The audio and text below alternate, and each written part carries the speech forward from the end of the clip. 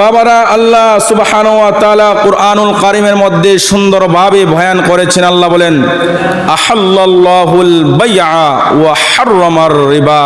চিৎকার মেরে বলি সুবহানাল্লাহ।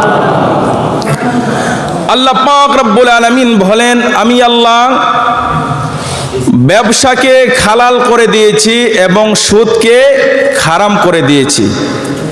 এবার জবান খুলে বলুন, ব্যবসাকে হালাল করলেন কে? আরো জোরে বলুন। সুদকে হারাম করেছেন কে?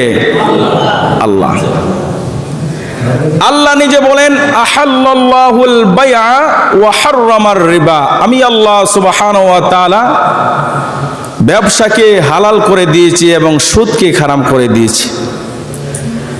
যেহেতু আল্লাহ সুবহানাহু ওয়া তাআলা নিজে কুরআনুল কারীমের মধ্যেই বয়ান করেছেন, সুদকে হারাম করেছেন।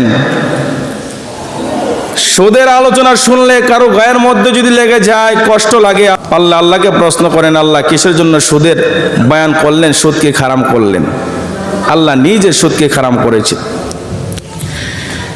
এই সুদের সাথে যারা সম্পৃক্ত আছেন, আপনাদেরকে অনুরোধ করে বলবো, এখনো সময় আছে। সুদকে ছেড়ে দিয়ে তওবা করে আল্লাহর রাস্তায় ইহদিনাস সিরাতাল মুস্তাকিমের পথে চলে আসুন। আল্লাহর দরবারে যদি তওবা করতে পারেন, নিশ্চয়ই আল্লাহ রহমান এবং রহিম আপনি আমার তওবাকে কবুল করে নিয়ে জিন্দিগানের গুনাহগুলি মাফ করে আল্লাহ জান্নাত দিতে পারে কি পারে না? আরো জোরে বলুন, পারে কি পারে না? এই সুদের কত ভয়াবহ গুনাহ আল্লাহ সুবহানাহু ওয়া তাআলা কুরআনে একাধিক জায়গায় বয়ান করেছেন। আল্লাহ কি বলেন শুনেন। আল্লাহ সুবহানাহু ওয়া তাআলা বলেন, ইয়া আইয়ুহাল্লাযীনা আমানুত্তাকুল্লাহা ওয়া যারু মা বাকিয়া মিনার রিবা ইন কুনতুম মুমিনিন। আল্লাহু আকবার।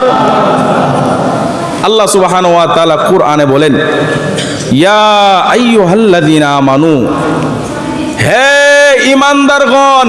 আল্লাহ কোনো বেঈমানদেরকে ডাক দেন নাই, কোন মুনাফিক মুশরিকরে আল্লাহ সুবহানাহু ওয়া তাআলা ডাক দেয় নাই। আল্লাহ সুবহানাহু ওয়া তাআলা বলেন, ইয়া আইয়ুহাল্লাযীনা আমানু, হে ঈমানদারগণ, ইত্তাকুল্লাহ, তোমরা আল্লাহকে ভয় করো। জোরে জোরে বলি সুবহানাল্লাহ।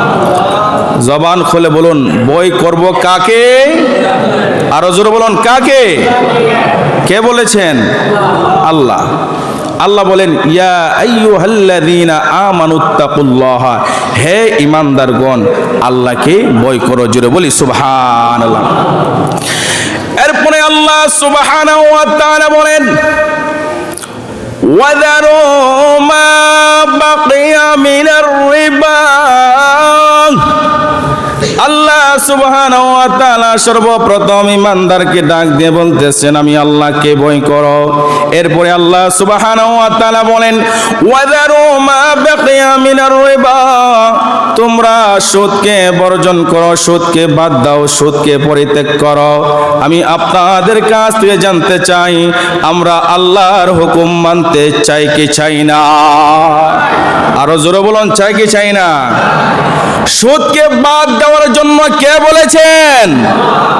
আল্লাহ বলেন, ওয়া যারু মা বাকিয়া মিনার রিবা, তোমরা সুদকে বর্জন করো, সুদকে বাদ দাও, সুদ খাওয়া ছেড়ে দাও। এরপরে আল্লাহ সুবহানাহু ওয়া তাআলা বলেন, ইন কুনতুম মুমিনিন, যদি তোমরা প্রকৃত মুমিন হও। জোরে জোরে বলি সুবহানাল্লাহ। চিন্তা করছেন, আল্লাহ সমস্ত ঈমানদারকে ডাক দিলেন, ঈমানদাররা সর্বপ্রথম আমি আল্লাহকে ভয় করো, ভয় করো। এরপরে সুদের লেনদেন তোমরা ছেড়ে দাও, যদি তোমরা প্রকৃত মুমিন হও। আল্লাহু আকবার বলবেন না? যদি প্রকৃত মুমিন হও, প্রকৃত মুমিন কোনোদিন সুদ খাইতে পারে না, সুদ দিতে পারে না, সুদের সাক্ষী থাকতে পারে না। কথা বলুন ঠিক কি না? এই জন্য আল্লাহ সুবহানাহু ওয়া তাআলা বলেন, যদি তোমরা প্রকৃত মুমিন হও কোনোদিন সুদ খাইতে পারো না, কোনোদিন তোমরা সুদ দিতে পারো না, সুদের সাক্ষীও থাকতে পারো না। এরপরে আল্লাহ সুবহানাহু ওয়া তাআলা বলেন ফাইন লাম তাফআলু ফাআযানু বিহারবিম মিনাল্লাহি ওয়া রাসূল।